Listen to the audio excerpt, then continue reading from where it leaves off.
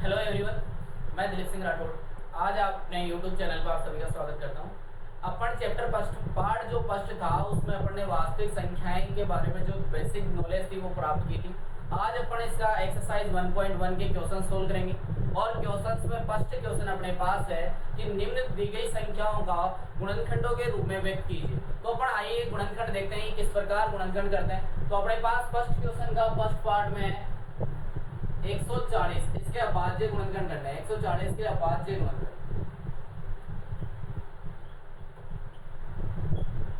जब अभाज्य गुणनखंड करना है तो आप जानते हो, सभी लिखना तो जानते ही होंगे कि 140 को कैसे अभाज्य गुणनखंड के रूप में लिखते हैं, तो कैसे लिखा जाता है। अब सबसे पहले देखेंगे कि इस संख्या को अपन अभाज्य संख्याओं के गुणनफल के रूप में व्यक्त करेंगे। तो अपन देखते हैं कि 140 में किसका भाग जाता है। सबसे पहले चीज ये देखना होता है कि अपन किससे डिवाइड करें। तो अभाज्य संख्याएं क्या होती है वो अपन ने पिछले वीडियो में देखा था। तो अपने पास 2, 3, 5, 7, 11, 13, 17, 19, 23, 29 ये अपनी क्या होती है अभाज्य संख्याएं। तो 140 में देखते हैं कि सबसे पहले किस संख्या का भाग जाएगा। तो अपन यहाँ देखते हैं इकाई का, जिस संख्या का इकाई का अंक 0, 2, 4, 6 या 8 हो तो वह संख्या 2 से पूर्णतः विभाजित होती है। तो अपन यहाँ पे किसका भाग लगाएंगे, 2 का। अब 2 का भाग लगाएंगे, एक में तो 2 का भाग नहीं जाता, तो फिर अपन लेंगे यहाँ पे 14, और 14 में 2 का भाग कितनी बार जाता है, 7 बार चला जाता है। 2 7 14। फिर नेक्स्ट संख्या अपन क्या करते हैं, 0 राइट डाउन करते हैं, और 0 राइट डाउन करते हैं, डिवाइड कर देता है। तो अब 0 में जो 2 का डिवाइड नहीं जाएगा और नहीं जाएगा तो अपन यहाँ पे क्या लगाएंगे, एक 0 लगा देंगे। एक बार जैसे अपन ने डिवाइड किया तो अपन एक बार चेक कर सकते हैं कि 70 मल्टीप्लाई टू 140 यानी 70 गुणा 2 140 होता है, नहीं होता है, कि नहीं कहीं अपना गलत हो जाए। फिर से देखते हैं कि लास्ट अंक इसका 0 है तो ये किससे डिविजिबल होगा, 2 से। तो 2 का डिवाइड लगाते हैं। अब 2 तिया 6, 2 तिया 6, 7 में से 6 घटाएंगे कितना बचेगा, 1। 1 के बाद ये डिजिट उतारेंगे यहाँ पे 0, तो कितना हो गया 10। अब 10 में 2 का भाग कितनी बार जाता है, 5 बार। अब अपने पास संख्या आ गई 35। 35 जो कि क्या है, एक विषम संख्या है, तो ये तो अब 2 से डिविजिबल नहीं होगी। फिर देखते हैं अपने पास अभाज्य संख्या आती है 3। 3 का नियम क्या बोलता है कि अपन अंकों का योग करें, और योग करने के बाद अगर योग में संख्या 3 का भाग चला जाए तो कंप्लीट संख्या 3 से भाज्य होती है। तो योग करते हैं, 3 + 5 8 होता है, और 8 जो होता है 3 के पहाड़े में नहीं आता है, इसलिए 3 से तो विभाज्य नहीं होगा। फिर नेक्स्ट नंबर आता है अभाज्य संख्या अपने पास 5। तो 5 का रूल क्या होता है कि कोई भी अगर संख्या हो जिसका इकाई का अंक 0 या 5 हो तो वह संख्या किससे डिविजिबल होती है, 5 से डिविजिबल होती है। तो अपन यहाँ पे 5 का भाग लगाएंगे। अब 5 का पहाड़ा बोलते हैं तो 35 में कितनी बार भाग जाता है, 5 7 35, यानी 7 बार भाग चला गया। अब 7 में किसका भाग जाता है, 7 का ही, और कितनी बार जाएगा, 1 बार। तो अपने पास 140 के अभाज्य गुणनखंड हो गए क्या, 2 2 5 7। तो कैसे लिखेंगे, 140 के अभाज्य गुणनखंड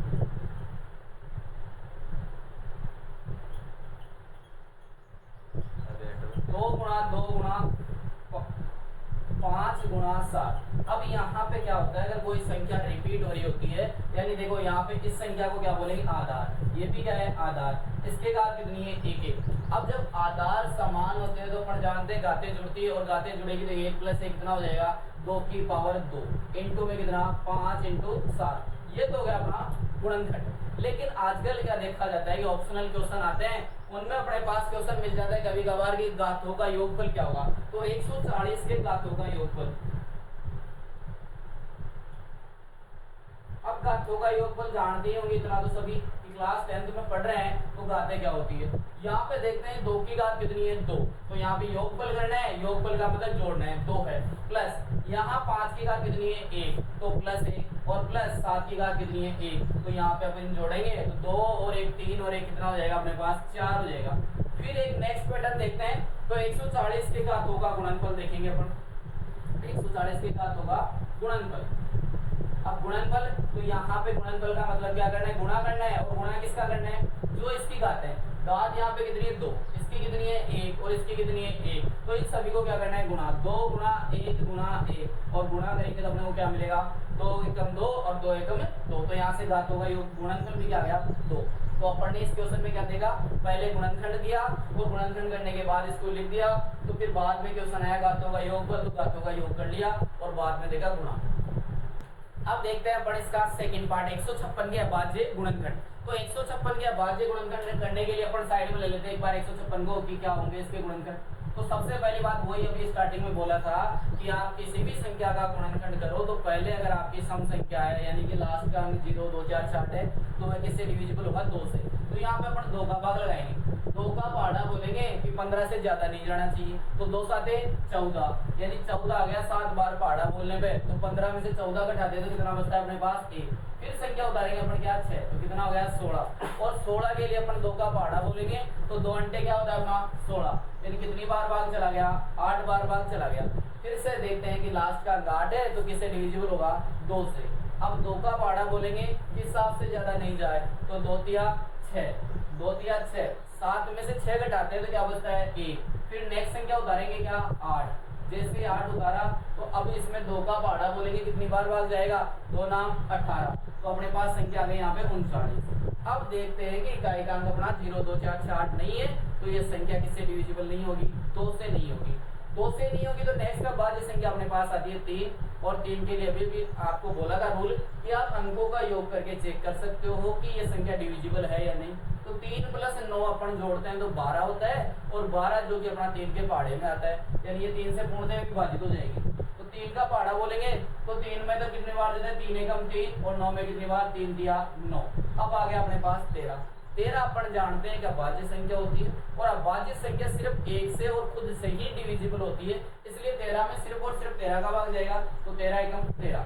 इस प्रकार अपने को क्या मिल गए इसके गुणनखंड मिल गए। तो अपने पास अभाज्य गुणनखंड क्या हो गए 2 गुणा 2 गुणा 3 गुणा 13।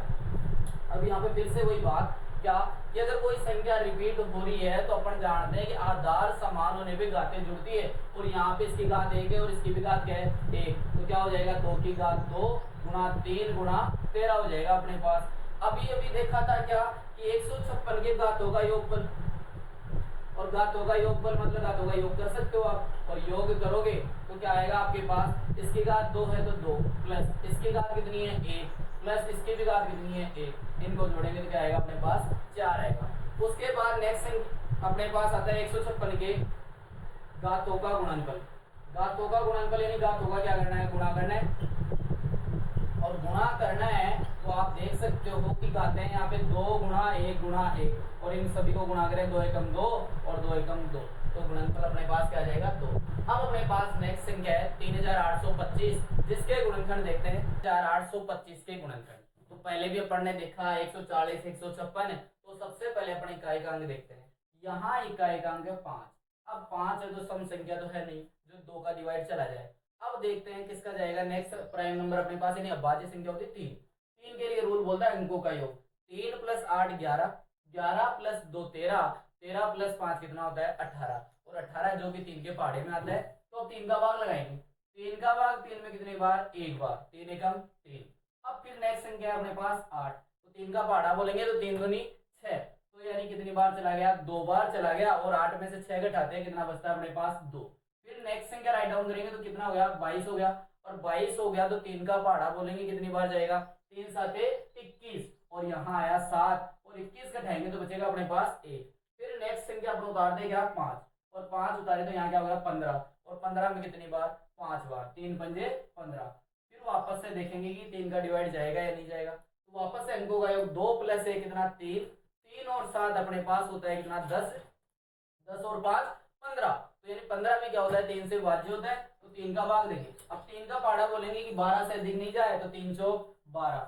फिर अपन भाग देंगे 7 में, 7 में देंगे तो 3 दूनी 6, कितना बचा 1, 15 हो गया, 3 पंजे 15। वापस से देखते हैं क्या ये 3 से भाज्य, तो 5 और 2 7 और 4 11। अब 11 जो होता है 3 से भाज्य नहीं होता है, तो फिर नेक्स्ट अब भाज्य संख्या अपने पास आती है 5।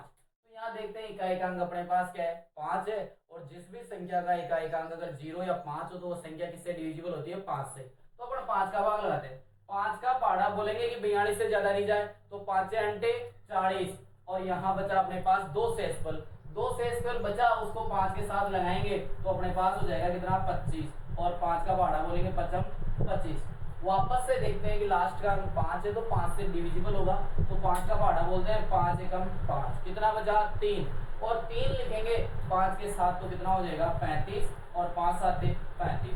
अब आया अपने पास 17। जो कि अपन जानते हैं भाज्य संख्या होती है, लास्ट वीडियो में देखा था 100 तक की अभाज्य संख्या, तो 17 सिर्फ और सिर्फ 17 से विभाज्य होगा, तो 17 एकम 17। तो अपने पास गुणनखंड क्या निकल गया है, 3 गुणा 3 गुणा 5 गुणा 5 गुणा 17।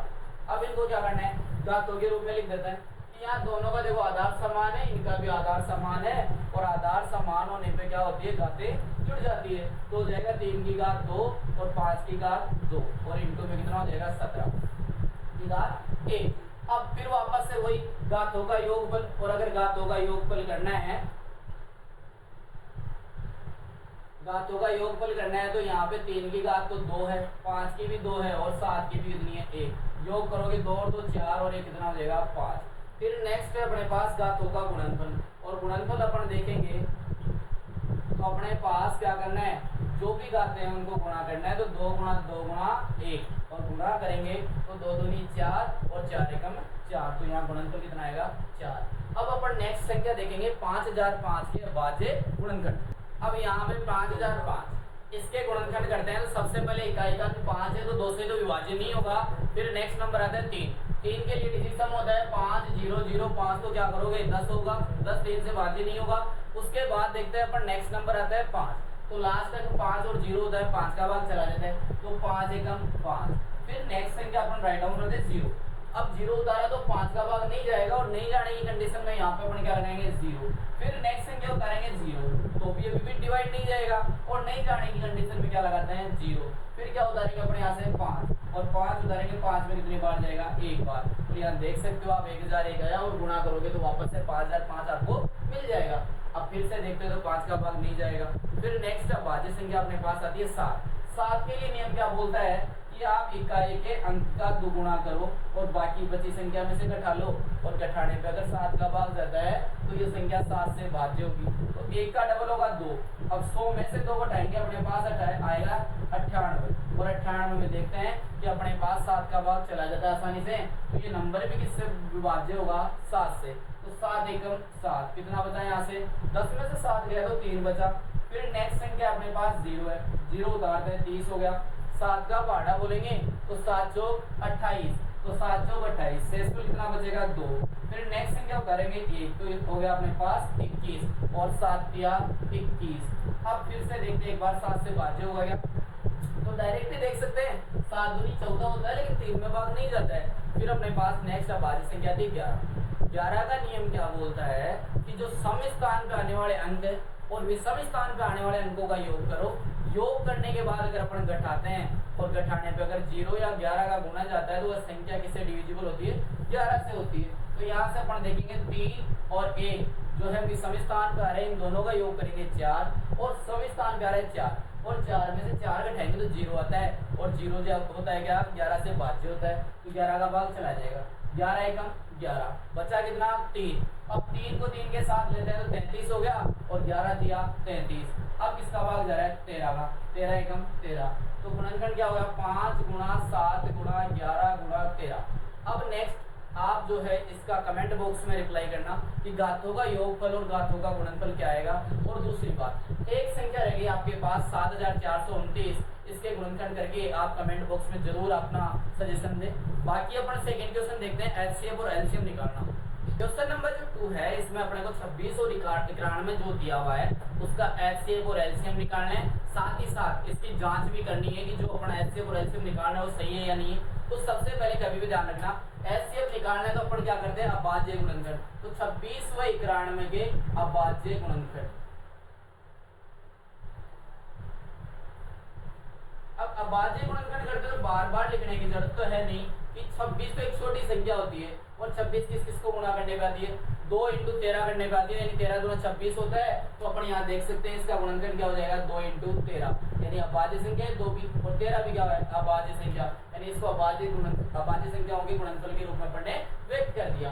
फिर आता है अपने पास 91, और 91 के गुणनखंड करोगे तो आप देखते हो कि आपके पास 13 स्थान 91 होता है। अगर 13 की टेबल आती है तो क्या हो जाएगा 7 × 13, तो अपने पास ये क्या होगा गुणनखंड। अब अपन देखते हैं यहाँ पे एचसीएफ किसका 26 व 91 का, और 91 का अगर एचसीएफ देखेंगे तो अपने पास एचसीएफ क्या होता है कि कभी भी ध्यान रखना, जिन भी संख्याओं का एचसीएफ निकालते हैं तो जो मिनिमम घात दोनों में सेम रहती है वो लिया करते हैं। तो यहाँ मिनिमम घात देखते हैं 2, तो यहाँ ऊपर वाली संख्या में है लेकिन नीचे वाले में नहीं है, तो ये संख्या तो अपने यूज में नहीं लेंगे। उसके बाद देखते 13 इसमें भी है और 13 इसमें भी है, तो अपने यहाँ पे एचसीएफ अपना क्या हो जाएगा 13। 7 देखते हैं, 7 91 के गुणनखंड में तो है लेकिन यहाँ 26 के में नहीं है, तो ये नहीं आएगा, तो ये अपने पास एचसीएफ क्या आ गया अपना 13 आ गया। और आप देख सकते हो क्या डेफिनेशन देखी थी नेक्स्ट पिछले वाले वीडियो में कि वह बड़ी से बड़ी संख्या जिसका भाग दी गई संख्याओं में चला जाए वही अपना क्या होता है एचसीएफ। तो आप देख सकते हो 13 का भाग 26 में देंगे और 91 में, तो दोनों में भाग जा रहा है आसानी से। फिर देखते हैं अपन एलसीएम किसका 26 व 91 का। एलसीएम जब भी देखते हैं तो क्या लेते हैं हाईएस्ट पावर लेते हैं, अधिकतम जो घात होती है वो यूज लेते हैं, और जो संख्या बची होती है नहीं आ रही है उसमें गुणनखंड में वो भी अपन लेते हैं। तो यहाँ देखेंगे कि यहाँ पे 2 है, ये 12 है तो वो भी लेंगे। अब यहाँ पे 13 जो है ये भी आ रहा है और 7 भी आ रहा है, तो क्या लेंगे 7 × 13। 13 की घात दोनों जगह 1 है तो अधिकतम क्या दोनों में 1 ही आएगा, एक बार ही 13। अगर यहाँ पे 2 बार होता और यहाँ पे 1 बार होता तो 13 एक बार और गुणा में आता। अब इनको क्या करना है गुणा करना है, तो देखो 2 का 2 ऐसा ऐसा 13 में 91 अभी भी देखा, और 91 में × 2 करोगे तो 2 एकम 2 और 9 दूनी 18, तो कितना आ गया 182। अब अपने वो करनी है इसकी जांच कि ये जो अपन ने आंसर प्राप्त किया वो सही है या नहीं है। जांच के लिए अपन ने देखा था कि अगर कोई भी 2 संख्याएं हो तो उनकी जांच होती है एचसीएफ गुणा एलसीएम इक्वल टू क्या होता है अपने पास a × b, यानी दोनों संख्याओं का गुणनफल। यहाँ a जो है 26 और b क्या हो गया 91। एलसीएम आया अपने पास कितना 13 और एलसीएम अपने पास आया 182, तो अपन इसको गुणा करेंगे। a × b मतलब 26 × क्या कर लेंगे 91, 26 × 91 करेंगे तो 13 का पहाड़ा बोलते हैं 2 बार, तो 13 दूना 26, 26 का कितना लिखेंगे 6, 2 हासिल 13 × 104, 104 और 2 कितना होता है 106, 106 का 6 और 10 हासिल चला जाएगा। 13 एकम 13 और 10 कितना होता है 23, तो यहाँ क्या आया 2366 आया। और चेक करते हैं देखिए 26 और 91 को गुणा करने पे भी यही आता है। तो देखो 26 और 91 का गुणा करते हैं, कभी भी 2 संख्याओं का गुणा करो तो देखो डायरेक्ट करना सीखते हैं एक बार। पहले क्या करते हैं इकाई के अंकों को गुणा करते हैं, 6 एकम 6, तो इसको ऐसा कैसा। फिर क्या करते हैं क्रॉस गुणा करते हैं, 2 × 1 कितना हुआ 2, 6 × 9 कितना हुआ 9 × 6 54, दोनों को ऐड करो 54 और 2 कितना हुआ 56, तो 56 का यहाँ लिखेंगे 6 और 5 चला जाएगा क्या हासिल में।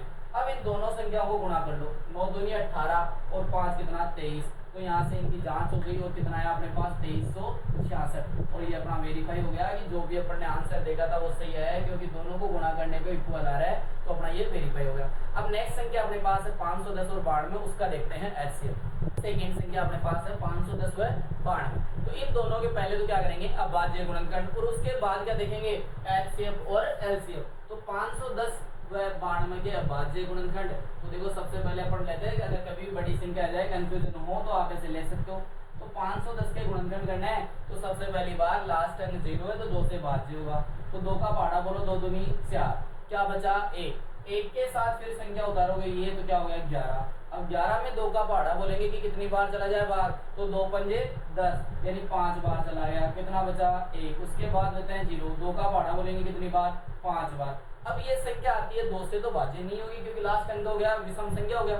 अब उसके बाद देखते हैं अंकों का योग, 5 और 5 10 और 2 12, जो कि 3 से भाज्य होता है, तो 3 का पहाड़ा बोलेंगे 3 × 24, कितना बचा 1, 1 के साथ लेते हैं 5 तो 15 हो गया, 3 पंजे 15 और अभी कितना है 85। अब 85 आने के बाद अपन देखते हैं 8 और 5 का सम करते हैं तो आता है 13, जो कि क्या होता है 3 से भाज्य नहीं होता। फिर देखेंगे नेक्स्ट संख्या 5, तो 5 के लिए लास्ट अंक 5 है तो 5 का भाग जाएगा 5 एकम 5, 8 में से 5 गए तो 3, फिर उतारेंगे अपन 5, 35 में 5 का पहाड़ा बोलेंगे कितनी बार जाएगा 5 7 1 35। अब किसका जा रहा है 17 का, 17 एकम 17, तो अपने पास गुणनखंड क्या हो गया 2 × 3 × 5 × 17 हो गया। फिर अपन नेक्स्ट गुणनखंड करेंगे किसके 92 के गुणनखंड करेंगे। तो 92 के गुणनखंड देखना एक बार, अपने पास ये संख्या क्या है सम संख्या है, और सम संख्या 2 से भाज्य होती है, और 2 से भाज्य होती है तो 2 का पहाड़ा बोलेंगे कितनी बार कि 9 से आगे नहीं जाए, तो 2 चौक 8, कितना बचा 1, 1 को 2 के साथ लेंगे हो गया 12 और 2 छीकी कितना होता है 12। वापस से आप जानते हो कि लास्ट में सम संख्या है तो 2 का भाग जाएगा, 2 का भाग लगाओगे 4 में 2 बार, 6 में 3 बार आया कितना 23। 23 क्या होता है अभाज्य संख्या, और अभाज्य संख्या सिर्फ अभाज्य संख्या से भाज्य होती है, तो 23 एकम 23। तो क्या गुणनखंड निकल के आया 2 गुणा 2 गुणा 23। आप इस संख्या के गुणनखंड में देख सकते हो 2 रिपीटेशन आ रहा है, तो 2 23। फिर आप नेक्स्ट देखते हो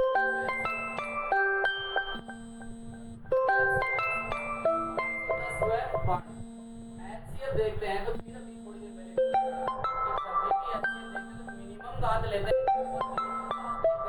यहाँ 2 जो है एक बार आ रहा है 2 बार, तो अपन कितनी बार लेंगे 1 बार लेंगे 2, क्योंकि 2 यहाँ पे और यहाँ पे सिर्फ 1 ही बार आ रहा है। फिर देखते हैं 3, इसमें तो आ रहा है लेकिन इसमें नहीं आ रहा है, कि दोनों डिजिट में आना चाहिए तभी वो एचसीएफ में काउंट आएगा। 5 इसमें है लेकिन इसमें नहीं है, 17 इसमें है लेकिन इसमें नहीं है, तो ये नहीं आएगा। 23 इसमें भी है लेकिन इसमें नहीं है, तो यहाँ पे 23 और 17 नहीं आएंगे, सिर्फ और सिर्फ 2 ही जो है इन दोनों में सेम आ रहा है, तो यहाँ पे क्या आ गया एचसीएफ 2। अब देखते हैं एलसीएम। एलसीएम में क्या होता है कि मैक्सिमम घात तो लेते हैं किसी भी संख्या की जो दोनों नंबर्स में आ रही होती है, लेकिन वह भी संख्या लेते हैं जो दोनों में सेम नहीं आ रही है। तो अपने पास मैक्सिमम घात 2 की घात 2 आ रहा है मल्टीप्लाई, और क्या बचा 3 है, एक ही बार आ रहा है ले लिया इसमें।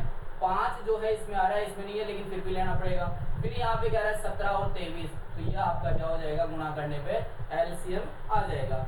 अब देखो गुणा करना सीखते हैं। पहली बात 2 की घात 2 कितना होता है 4 गुणा 3 गुणा 5 गुणा 17 इंटू 23 है आपके पास, इसको ऐसा का ऐसा रहने दो।